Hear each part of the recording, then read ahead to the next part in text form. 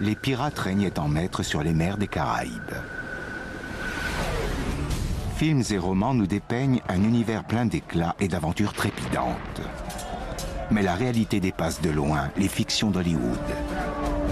On s'imagine des hommes qui sautent sur le pont d'un navire, sabre au poing, mais c'était aussi des personnages historiques très importants.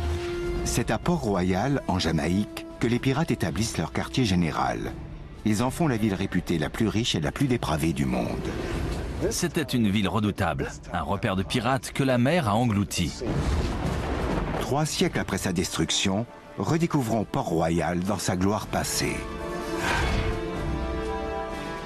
La ville s'est effondrée sur elle-même. J'ai du mal à croire qu'ils aient bâti toute une ville sur un terrain aussi précaire. Guidés par des spécialistes locaux, nos enquêteurs vont partir à la recherche de vestiges enfouis. De récentes découvertes archéologiques et des archives d'époque leur permettront de lever le voile sur le monde palpitant des vrais pirates des Caraïbes.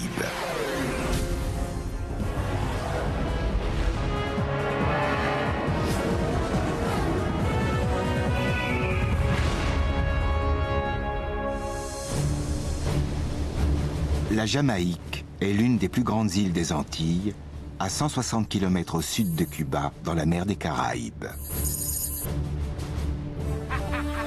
Au milieu du XVIIe siècle, la ville de Port-Royal est le repère d'une armée de pirates cruels, intrépides et assoiffés d'or. Leur puissance fait ombrage aux grands empires coloniaux eux-mêmes. Leur gloire sera pourtant de courte durée.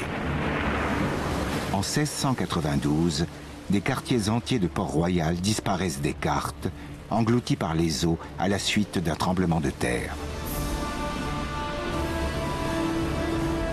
Que reste-t-il aujourd'hui du monde que les pirates se sont bâtis?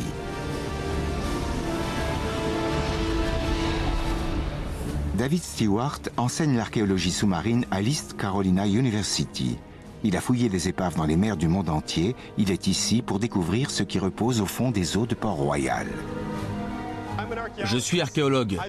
Je ne me contente pas de ce que Hollywood veut nous montrer des pirates. Je veux trouver des preuves matérielles. Des objets ayant appartenu aux pirates qui ont habité Port-Royal. Tessa Dunlop étudie l'histoire à l'université d'Oxford. Elle va tout particulièrement s'intéresser au quotidien des pirates. Laissons de côté les clichés véhiculés par les films et les romans et essayons de découvrir qui étaient les pirates qui ont véritablement vécu ici. Pendant 20 ans, ils seront sous les ordres d'un seul homme, le capitaine Henry Morgan. La vie de Morgan pourrait à elle seule résumer l'ascension fulgurante, puis la chute tout aussi brutale de la piraterie à Port-Royal. Après avoir écumé les mers à la tête d'une bande de pilleurs et de tueurs de la pire espèce, il finira sa vie comme l'un des membres les plus respectables du gouvernement britannique. Comme pratiquement tous ces hommes, Morgan n'est pas originaire des Caraïbes. Il est né en 1635 dans les îles britanniques. Tessa décide de se rendre où tout a commencé. Llanrumney est un petit village au sud-est du pays de Galles. La famille Morgan serait issue de cette région. Tessa commence sa visite dans une vieille demeure à la périphérie du village, le Llanrumney Hall. Bien que l'intérieur ait été en partie réaménagé, ces lieux gardent encore le souvenir de ses premiers habitants. Un escalier en acajou se dresse en son centre. Le plafond et ses moulures datent du XVIe siècle. Dans le hall d'entrée, Tessa trouve un indice permettant d'identifier ses premiers propriétaires. Admirez cette cheminée Tudor du XVIe siècle. Au centre du linteau, on voit des armoiries. Il s'agit en fait des armoiries de la famille Morgan. La famille Morgan aurait donc vécu dans cette maison. Un élément permet de relier cette demeure à Henry Morgan lui-même. On a retrouvé les testaments de plusieurs anciens propriétaires des lieux. L'un d'eux rapporte les dernières volontés d'un certain William Morgan de Llanrumney. Il s'agissait de l'oncle de Henry. Henry n'a peut-être pas vécu dans ces murs, mais il a certainement dû y passer beaucoup de temps. Au XVIIe siècle, cette région rurale du pays de Galles est très isolée, coupée de l'agitation du monde. Il n'y a rien qui puisse retenir un jeune homme avide d'aventure. Mais comment Morgan et des hommes comme lui ont-ils eu l'idée de voguer vers les îles caribéennes? La géographie des lieux elle-même va nous en fournir la réponse. L'Anne Rumney est proche du canal qui sépare les Galles du Sud de l'Angleterre. Au XVIIe siècle, l'absence de routes décentes et de chemins de fer faisait de ce canal un haut lieu de passage et d'échange. Voilà le lien entre le petit village tranquille de l'Anne Rumney et le port international de Bristol. Bristol est alors l'un des principaux ports britanniques construits à l'embouchure de la Severn, où l'influence de la marée est l'une des plus marquées au monde. Aujourd'hui encore, le fleuve rythme la vie de Bristol. C'est sur ces quais que les embarcations locales amarraient. Tessa Dunlop va à la rencontre de l'historien Ronald Hutton. Le trafic venait essentiellement du pays de Galles. Le pub là-bas s'appelle Llandodger Trow, parce que les petites embarcations qui venaient de Llandodger s'appelaient des Trow. Ils transportaient des marchandises galloises. Henry Morgan devait être sur l'un d'eux. Comment Henry est allé jusqu'aux Caraïbes? Certains disent qu'il est parti directement de Bristol. D'autres pensent qu'il a été fait esclave ou qu'il est parti bien plus tard, au cours d'une expédition militaire. On peut donc imaginer qu'il y a eu ici un des plus célèbres pirates de tous les temps. C'est même plus que vraisemblable. Morgan débarque sur ces quais au début des années 1650. L'Angleterre prépare alors une vaste campagne militaire à l'assaut du Nouveau Monde. Depuis le début du XVIe siècle, l'Empire espagnol contrôle de vastes territoires aux Amériques. Les Britanniques veulent leur part et recrutent des hommes dans tous les ports du pays, y compris dans celui de Bristol. Qui étaient ces hommes prêts à partir à l'autre bout du monde? Ils ne devaient certainement pas avoir froid aux yeux. Jeunes, de bonne constitution, ambitieux, tous espéraient faire fortune. Certains y voyaient un moyen d'échapper à la justice, l'occasion de commencer une nouvelle vie. Ils étaient sans scrupules, cupides, aventureux. Des personnages très romantiques en somme. J'essaie d'imaginer l'ambiance sur ces quais. Cela n'avait rien à voir avec maintenant. Il y avait tellement de bateaux qu'on ne voyait qu'une forêt de mâts. On pouvait traverser le port en sautant de pont en pont. L'air était saturé d'effluves de sel, d'eau de cale et d'épices tropicales. Les hommes s'interpellaient et chantaient à tue-tête dans 15 langues différentes. C'était un lieu fourmillant de vie. Cartes et témoignages d'époque nous permettent de reconstituer les docks de Bristol tels qu'ils étaient il y a 350 ans. Un visiteur de l'époque décrit les quais comme une avenue de bateaux. Presque tous font voile vers les Caraïbes. C'est ici qu'appareillaient les navires en partance vers le Nouveau Monde. Les hommes que l'aventure tentait ou qui fuyaient les dettes et la justice se retrouvaient donc à Bristol.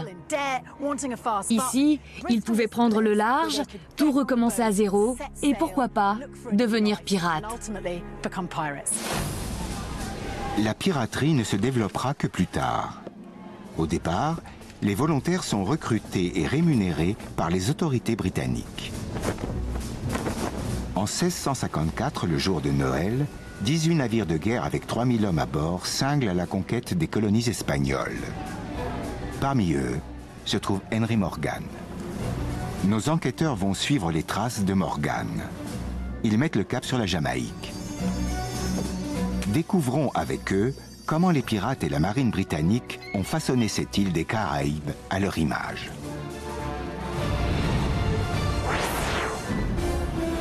Morgan pose le pied en Jamaïque en mai 1655. Il fait partie d'une expédition venue s'emparer des terres espagnoles. Les Britanniques percent sans difficulté les défenses adverses et décident d'ériger une nouvelle ville pour s'y établir, délaissant ainsi la capitale de l'île, Santiago de la Vega, rebaptisée ensuite Spanish Town. C'est ainsi que naît Port-Royal, sur une péninsule au sud de la baie de Kingston. David Stewart, qui est archéologue sous-marin, est à la recherche des vestiges du monde dans lequel évoluait Henry Morgan. Aujourd'hui, Port-Royal n'est plus qu'un petit village de pêche. Rien ou presque ne laisse deviner sa gloire passée. De nos jours, Port-Royal est une bourgade paisible, loin de toute effervescence. Il ne s'y passe absolument rien. Pourtant, 4 siècles plus tôt, c'était le cœur de la plus grande et de la plus riche colonie du Nouveau Monde. Seul un édifice de cette époque révolue a survécu au passage du temps. Il s'agit de Fort Charles. Roderick E. Banks, un archéologue, va nous servir de guide. C'est impressionnant comme endroit. Oui, ils ont construit cette forteresse pour défendre la Jamaïque. Il y a des canons de toutes parts, et pas seulement face à la mer. Ce fort était un complexe défensif majeur couvrant 360 degrés. La construction du fort commence aussitôt la mainmise britannique assurée. De nombreux bâtiments sont encore intacts et les épais murs de fortification tiennent toujours, gardés par des douzaines de canons de fabrication anglaise.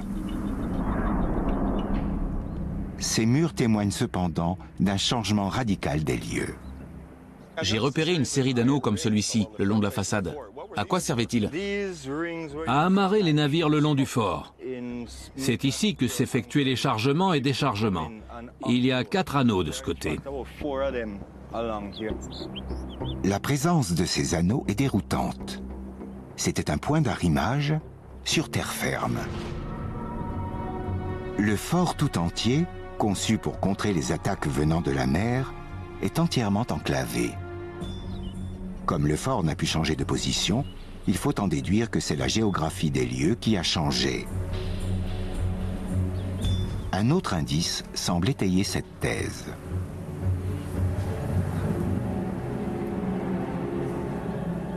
C'est impressionnant. Comme vous le constatez, il faut faire attention de ne pas glisser. Le sol est complètement de travers. C'est la preuve incontestable de la nature très peu stable du terrain sur lequel la ville s'est bâtie. Le sol est instable parce qu'entièrement constitué de sable et de gravier déposés par les cours d'eau de l'île. Au fil du temps, ces lais de rivière ont étendu le territoire insulaire. Il y a 350 ans, le fort surplombait la mer sur 3 côtés.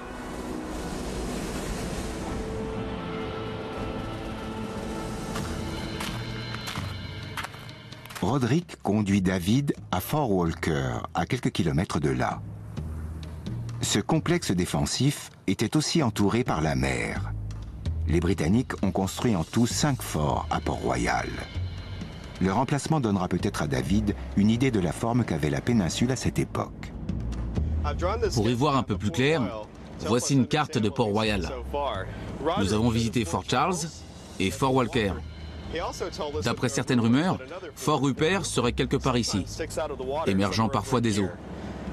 Nous allons voir si nous pouvons en trouver la trace. David et ses guides doivent se frayer un passage dans la mangrove. Quand enfin, ils parviennent à l'endroit où le 3e fort devrait se dresser, ils tombent sur une étendue d'eau.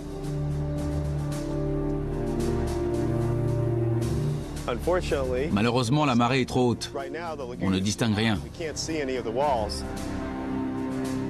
Encore une fois, le littoral a connu des transformations radicales.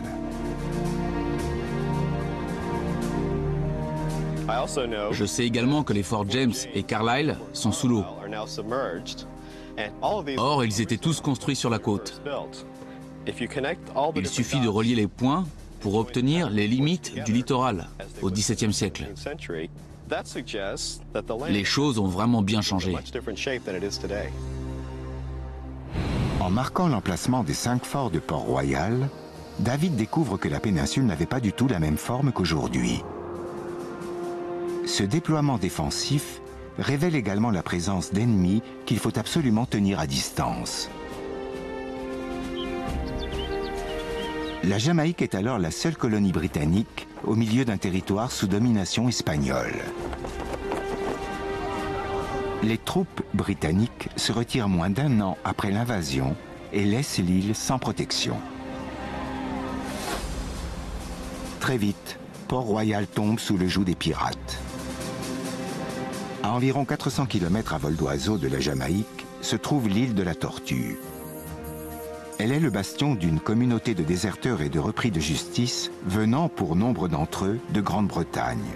On les appelle les boucaniers. L'historien Eddie Kritzler va nous en apprendre plus. Qui étaient les boucaniers? C'était un mélange hétéroclite de personnages hauts en couleur. Des marginaux de toutes les nations, de tous horizons et de toutes les couleurs. C'étaient tous des aventuriers, des individualistes, des déserteurs, des esclaves en fuite, réfugiés politiques, hérétiques. Que des rebelles et des exclus. Pour se nourrir, les boucaniers chassent le bétail sauvage et préparent la viande à la manière indigène en la faisant sécher et fumer sur un grill en bois appelé boucan, d'où leur nom de boucanier. Ces brigands vivent de pillage et rêvent de s'emparer de l'or des Espagnols.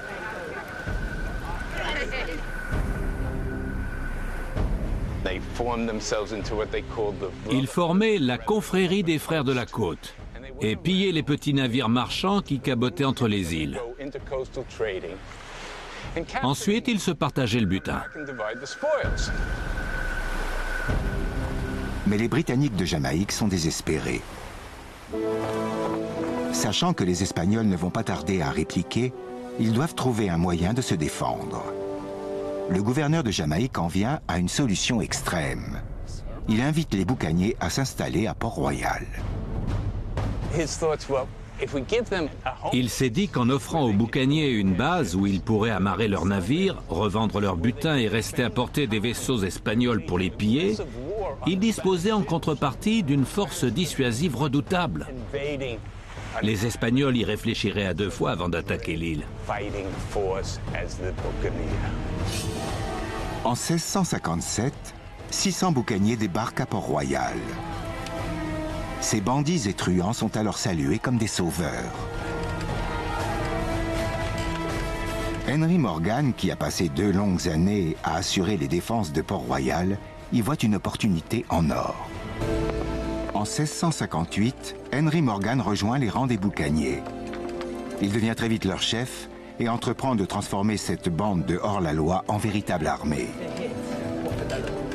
Pour comprendre comment il a pu faire ça, Tessa Dunlop et David Stewart vont essayer d'en savoir plus sur l'une des armes de son succès, le vaisseau pirate. La plus grande collection de bateaux historiques se trouve au Musée national de la marine anglaise, à Londres. Selon des documents écrits, les pirates de Port-Royal voguaient essentiellement sur des embarcations légères appelées sloops jamaïcains. La Jamaïque n'a gardé aucun plan ni aucune épave de sloop du XVIIe siècle.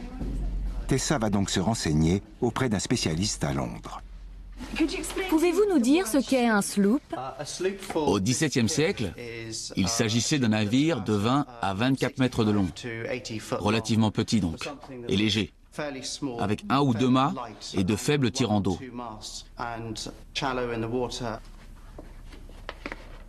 Ce modèle est à 2 mâts. Les pirates aimaient les embarcations petites et rapides, exactement comme celle-ci. L'Empire espagnol transporte ses cargaisons d'or d'Amérique du Sud vers le vieux continent en passant par les eaux caribéennes. Pour s'en emparer, les pirates ont besoin d'embarcations plus rapides que les imposants galions espagnols. Je me suis toujours imaginé le bateau pirate comme un bâtiment majestueux avec de grandes voiles. Rien à voir avec ce modeste sloop. Effectivement, contrairement aux gros navires que l'on voit dans les films, comme Pirates des Caraïbes, qui ont des voiles perpendiculaires à la coque, le sloop a des voiles parallèles à la coque. Cela lui permet d'aller beaucoup plus vite, au plus près du vent. Ces petites voiles triangulaires offrent une grande maniabilité. Les bateaux pirates se glissent sans difficulté sur les flancs des grands galions. La mobilité est un atout bien plus précieux que la taille ou la puissance de feu. Pour s'en rendre compte par lui-même, David Stewart monte à bord d'un sloop avec l'archéologue nautique Peggy Leshikar-Denton. Les autorités britanniques leur fournissaient des navires? Ou comment faisaient-ils? Ils embarquaient sur ce qui leur tombait sous la main. Ce pouvaient être aussi bien des bateaux marchands qui venaient d'Europe ou des sloops des îles qui servaient à la pêche et aux échanges commerciaux entre les îles, comme celui sur lequel nous nous trouvons. Il fait environ 15 mètres de long. La plupart des sloops n'étaient pas plus grands que ça. Ce n'étaient pas de gros navires de guerre. Ces embarcations avaient de nombreux avantages. Étant de faibles tirants, les sloops leur permettaient d'accéder à des eaux peu profondes et d'éviter les écueils. Ils se faufilaient dans des estuaires ou les mangroves. La maniabilité de ces embarcations leur permettait de se cacher et d'échapper à d'éventuels poursuivants. Henry Morgan est connu pour ses nombreux raids menés non contre les galions espagnols, mais contre les ports où l'or est stocké. Les sloops de faibles tirants lui permettent de se réfugier dans des eaux peu profondes où des navires plus imposants s'échoueraient. Est-ce que les pirates apportaient des modifications aux sloops? Bien sûr.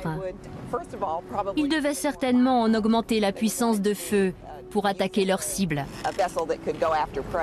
Un bateau pirate doit être paré pour les attaques. Des sabords supplémentaires sont percés pour augmenter la puissance de feu. Le pont est réduit au minimum pour contenir l'équipage. Et la soute est mise à nu pour entreposer le butin. Un bateau de cette taille était idéal pour les pirates. Une quinzaine de mètres de longueur et équipé d'une voile aurique pour la rapidité et la maniabilité. Seulement imaginez 60 ou 70 hommes à bord.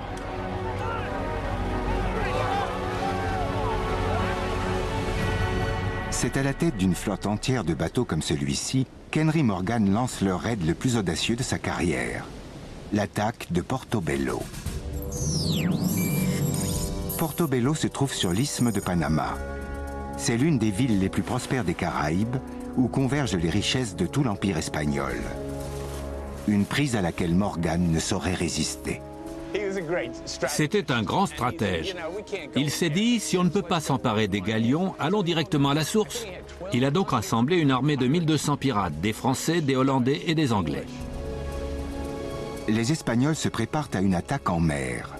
Morgan veut frapper là où ils s'y attendent le moins. En juillet 1668, il fait voile vers une baie à l'ouest de Portobello. Sous le couvert de la nuit, ces hommes ancrent leur sloop et marchent sur la ville. Ils n'avaient rien à manger. La soif et la faim les talonnaient, mais l'appât du gain était plus fort que tout. Juste avant l'aube, Morgan et ses hommes fondent sur Portobello. La ville leur offre peu de résistance, mais la forteresse tient bon.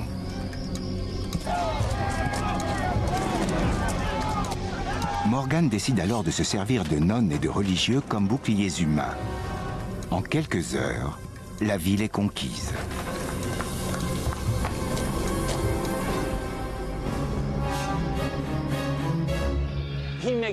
Le butin est tel qu'il lui faut 175 mules pour le transporter. Vous vous rendez compte? 175 mules pour charger l'or et l'argent et toutes les richesses de l'Église. Sans compter la rançon qu'il exige pour les 600 prisonniers qu'il a fait. Les hommes de Morgan tuent 1500 hommes et emportent un butin équivalent à 7 millions d'euros actuels. Le tout en toute légalité et donc en toute impunité. Les pirates étaient des voleurs et des tueurs sans merci. Mais ce qui me fascine, c'est qu'ils agissaient le plus souvent sous l'autorité du gouvernement britannique. Ils avaient pour mission de protéger la Jamaïque et ils le faisaient à coups de pillage. En autorisant les raids de Morgan, les autorités de la Jamaïque tiennent les Espagnols à distance et s'attribuent au passage une part du butin. Ce qui veut dire que les actes de piraterie étaient parfaitement légaux? Bien sûr, la Jamaïque avait besoin d'être protégée, alors autant légaliser ces pratiques. Mais les pirates n'avaient cure d'être dans leur bon droit ou pas. Ils auraient continué leur pillage de toute façon avec ou sans l'aval des autorités. Et s'ils n'avaient pas l'autorisation de l'Angleterre, alors ils l'obtenaient des Français ou des Hollandais. Ils devaient probablement en avoir un paquet en réserve. Il suffisait de hisser le bon pavillon et de brandir le document adéquat pour passer à l'attaque.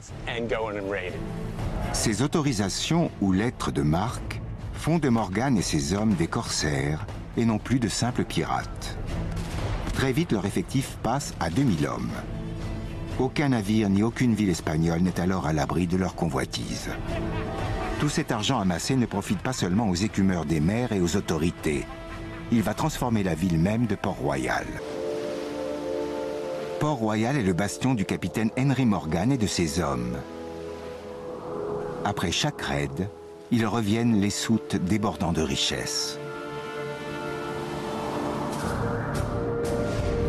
Faisons cap sur Port-Royal et voyons si la ville d'aujourd'hui garde encore la mémoire des pirates, corsaires et autres flibustiers qui l'ont rendue célèbre. Avec David Stewart, nous avons découvert que les terres sur lesquelles s'est érigé Port-Royal ont radicalement changé de configuration. Pour essayer de comprendre ce phénomène, Tessa nous emmène survoler l'île. Port-Royal se trouve sur une péninsule sableuse de 16 km de long qui tombe à pic dans la mer, ce qui en rend l'abord difficile pour les navires. Le sol, constitué de gravier et de sable boulant, est très instable. La ville a été bâtie sur la pointe de la péninsule.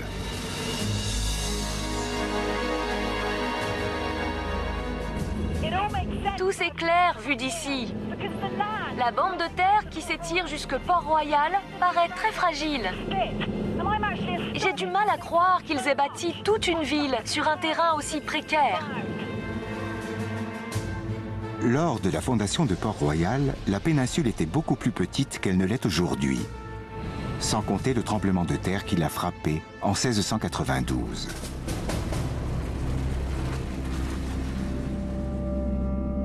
Toute une partie de la ville se détache de la côte et glisse dans la mer. Plus de 5 hectares de Port-Royal reposent maintenant au fond des eaux de la baie de Kingston. Une véritable manne pour les archéologues sous-marins. Les archéologues passent beaucoup de temps à trier ce qui a une valeur historique, des vieilleries sans intérêt.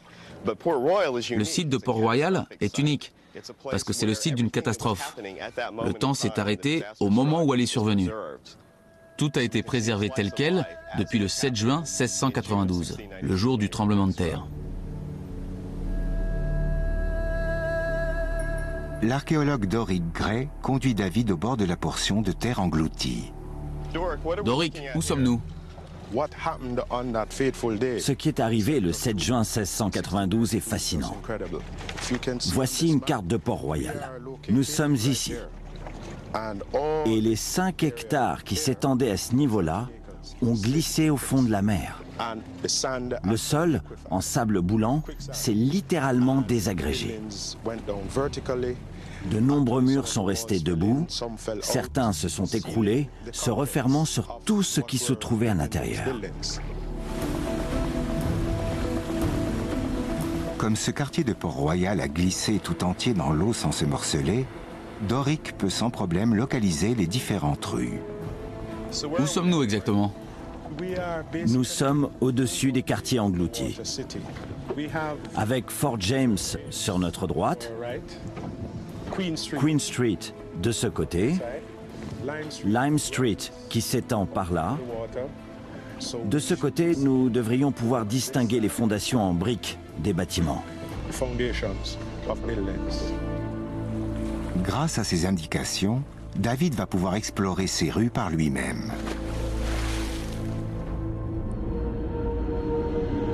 L'eau est trouble, mais une fois parvenu au fond, David aperçoit les vestiges de rues et de bâtiments effondrés.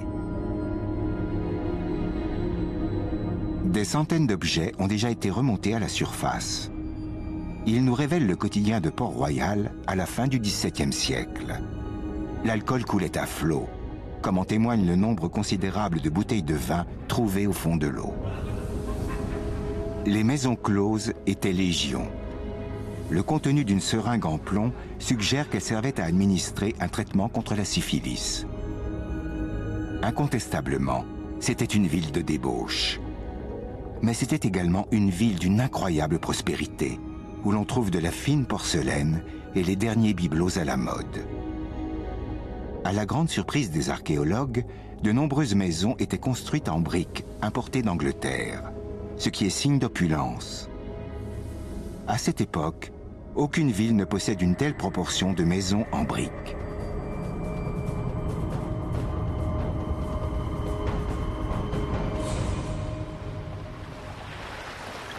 C'est incroyable tout ce qu'il y a au fond de l'eau. Une fois les algues passées, on tombe sur des tas de briques. Ce sont les murs qui se sont effondrés, comme le disait Doric.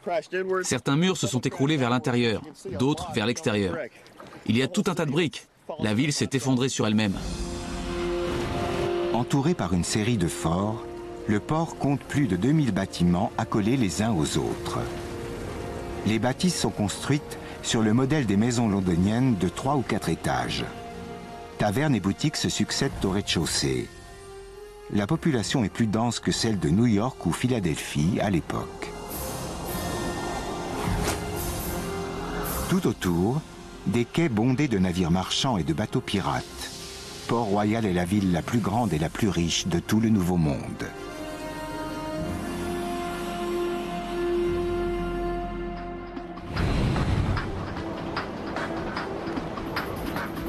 Mais comment un repère de pirates est-il devenu un port aussi prospère? Pour le savoir, Tessa se rend à l'ancienne capitale de la Jamaïque, Spanish Town, anciennement Santiago de la Vega. Les documents officiels de Port-Royal étaient conservés ici plutôt qu'au port lui-même. Ils ont survécu au tremblement de terre. Il y a de nombreux inventaires et des testaments qui dressent la liste des biens des particuliers. C'est en étudiant ces documents que l'historien James Robertson a découvert pourquoi les habitants de Port-Royal étaient si riches. Nous avons ici l'inventaire des biens de Joël Clément, qui ne fait que 2 ou 3 pages, et qui est donc relativement court par rapport aux autres. C'était un ancien batelier. Joël Clément était un modeste travailleur. Mais il avait acquis de nombreux biens, dont une taverne, 24 plats en étain, 5 anneaux d'or et des reconnaissances de dettes s'élevant à 600 livres. Quel rôle jouaient les pirates dans cette économie locale faite d'anneaux d'or et de plats en étain? C'est un peu comme ce qui s'est passé en Californie pendant la ruée vers l'or. Ce ne sont pas les mineurs ou les pirates qui s'enrichissaient, mais les propriétaires des bars. Ces derniers gagnaient très bien leur vie. L'argent des pirates allait directement dans leurs poches, car ce sont eux qui leur servaient à manger et à boire dans de la vaisselle d'étain. Les pirates dépensaient sans compter. L'argent leur brûlait les doigts. En jetant l'argent par les fenêtres, les pirates faisaient prospérer le commerce local. Quand les pirates sont revenus de leur raid sur Portobello, ils se sont empressés de dilapider leur butin dans les tavernes, maisons closes et autres salles de jeu. Ils pouvaient s'offrir tout ce qu'ils désiraient. C'est pour cela que Port-Royal était considéré comme la ville la plus riche du Nouveau Monde. Bâtie sur le vol et le pillage, la prospérité fulgurante de Port-Royal est fragile. En moins d'une décennie, la ville d'Henry Morgan va sombrer dans l'oubli. Serait-ce seulement dû au tremblement de terre ou à quelque chose de bien plus sinistre encore?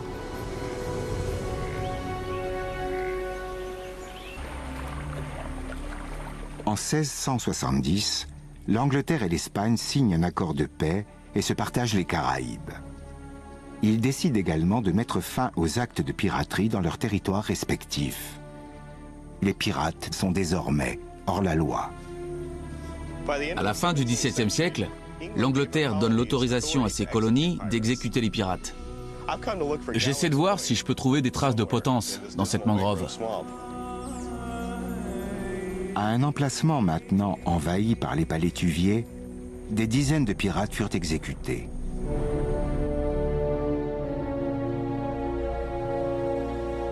Leurs dépouilles enduites de goudron étaient suspendues dans des cages métalliques. Si les pirates formaient la base de l'économie locale, Pourquoi Port-Royal les a-t-elle traités aussi sévèrement? La réponse tient peut-être dans la voie qu'Henry Morgan lui-même a décidé de prendre une fois le traité de Madrid signé. Dans les collines du nord de l'île, dans l'enceinte d'une grande propriété, se dresse un vieux bâtiment de pierre. On dit qu'Henry Morgan en a fait l'acquisition à la fin de sa vie. J'ai cru comprendre que ce bâtiment datait du XVIIe siècle. Ce qui est exact. Henry Morgan y a vécu. Est-ce le mur d'origine? Oui, il est d'origine. Il est fait en briques et en corail. Cela rappelle que la mer n'est pas loin. C'est un très vieux bâtiment. Et ces meurtrières, elles sont également d'origine? Oui, cela permettait de tirer sur d'éventuels assaillants. Les murs percés de meurtrières de toutes parts montrent que c'était un bâtiment bien défendu. À l'intérieur, Tessa découvre des indices de la présence d'Henry Morgan en ces lieux. Henry Morgan s'est réchauffé auprès de cette cheminée? Oui, il y faisait également à manger. Ce bâtiment témoigne du nouveau rôle que tient Morgan dans la communauté jamaïcaine. Au lieu de le pendre pour crime de piraterie, les Britanniques vont exploiter son autorité naturelle et le nommer lieutenant-gouverneur de l'île. Morgan est alors un homme puissant et riche. Mais d'où tire-t-il sa fortune maintenant que la piraterie est interdite?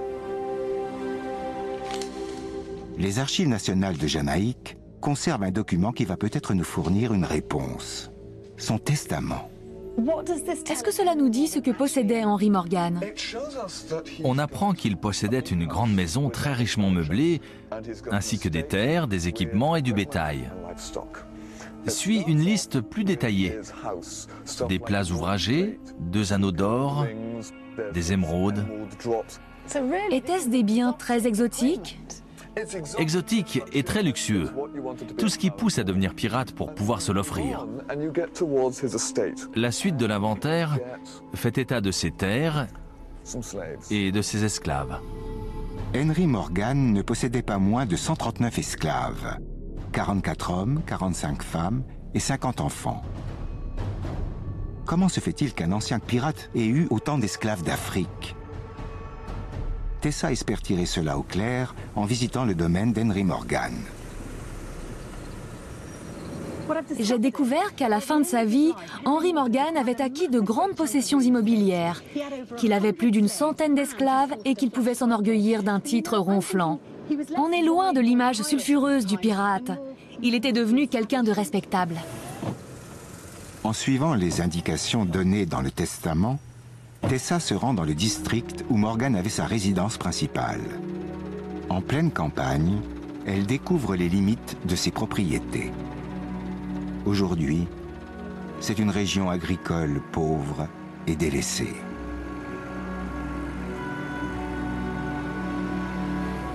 La maison de Morgan se dressait au cœur même de ces terres.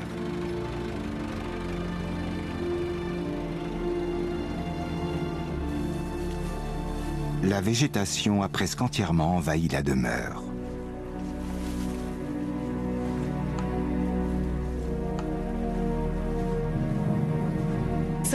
Je crois que nous avons là le mur d'origine de la maison de Henry Morgan. Il suffit de le longer de ce côté pour tomber sur le devant de la maison. La bâtisse est depuis longtemps inoccupée, mais des signes de sa gloire d'antan sont encore visibles. C'était une maison de planteurs, comme il y en avait à travers toute la Jamaïque à la fin du XVIIe siècle. Ce n'est plus qu'une ruine maintenant, mais en l'explorant, on sent quelque chose de sa splendeur passée. Ce devait être une somptueuse demeure, ce qui n'est pas étonnant, car quand Henry Morgan en fait l'acquisition, il est un homme très fortuné. Le terrain fait 338 hectares, c'est immense. Une propriété de cette taille ne pouvait signifier qu'une chose à l'époque, la production de sucre. Des centaines d'esclaves travaillaient dans ces centaines d'hectares de canne à sucre.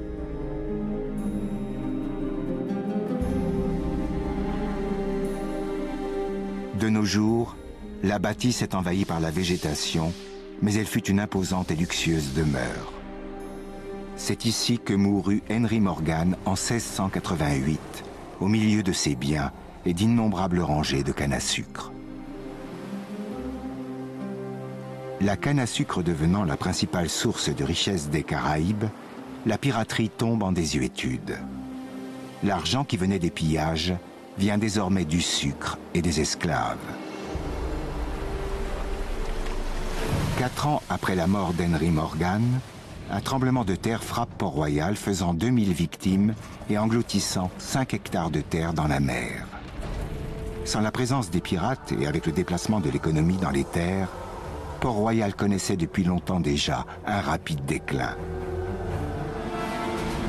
En explorant les vestiges d'une ville en tout point remarquable, Tessa Dunlop et David Stewart ont découvert que les pirates des Caraïbes avaient écrit une page d'histoire en lettres de sang.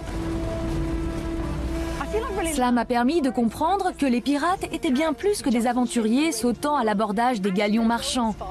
Ils ont eu un véritable rôle historique.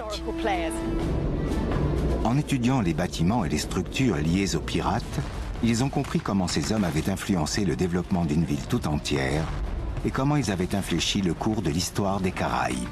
La véritable histoire des pirates des Caraïbes est beaucoup plus passionnante que celle qu'Hollywood veut bien raconter. Cependant, le déclin de Port-Royal ne marque pas la fin des pirates, qui continueront à semer la terreur sur le Nouveau Monde pendant des siècles encore.